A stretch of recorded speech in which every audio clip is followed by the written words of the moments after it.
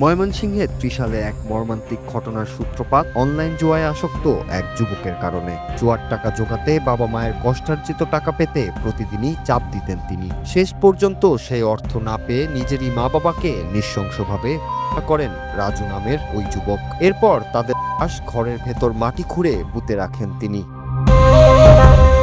স্থানীয় সূত্রে জানা যায়, ত্রিশালের বইলর ইউনিয়নের বাঁশকুড়ি গ্রামের রাজু প্রথমে বুধবার সকালে তার মা বানোয়ারাকে শ্বাসরোধ করে হত্যা করেন। পরদিন সকালে কুড়াল দিয়ে কুপিয়ে হত্যা করেন বাবা মোহাম্মদ আলীকেও। তারপর দুজনেরই নিজ ঘরের মাটির নিচে পুঁতে রাখে রাজু।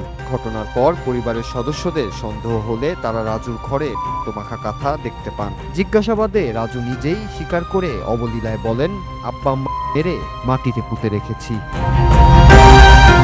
খবর পেয়ে পুলিশ দ্রুত ঘটনাস্থলে পৌঁছে রাজুকে আটক করে এবং মাটি খুঁড়ে দুজনেরই দেহ উদ্ধার করা হয়। এ সময় সেখানে উপস্থিত ছিলেন ত্রিশাল থানার ওসি মনসুর আহমেদ ও অতিরিক্ত পুলিশ সুপার আব্দুল্লাহ আল মামুন। প্রাথমিক তদন্তে পুলিশ জানায়, রাজু দীর্ঘদিন ধরেই অনলাইন জুয়ায় আসক্ত ছিল এবং জুয়া খেলার টাকার জন্যই এমন নির্মম হত্যাকাণ্ড ঘটিয়েছে সে। এই সংবাদটায় আসছি, আসার পরে আমরা ছেলেকে জিজ্ঞাসা করলাম যে কোথায়, বললো যে এইখানে তাদের ঘরের একটা রুমে মাটি খুঁড়ানো আছে। তারপরে আমরা তার দেখানোর মতো আরো মাটি খুঁড়ে দেখলাম এখানে লাশ আছে। তো আমরা কার্যক্রম করতেছি এবং ছেলেকে আমরা অ্যারেস্ট করছি।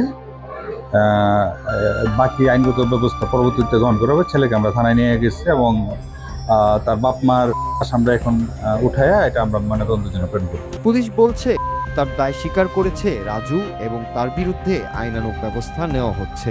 এই ঘটনা শুধু একটি পরিবারের নয়, গোটা সমাজের জন্যই ভয়াবহ এক অশনি সংকেত। ভার্চুয়াল আসক্তি যে মানুষকে কতটা অমানবিক করে তুলতে পারে, ত্রিশালের এই হত্যাকাণ্ড হয়ে রইল তারই এক ভয়াবহ উদাহরণ। Noor Raju, Bangla TV news desk.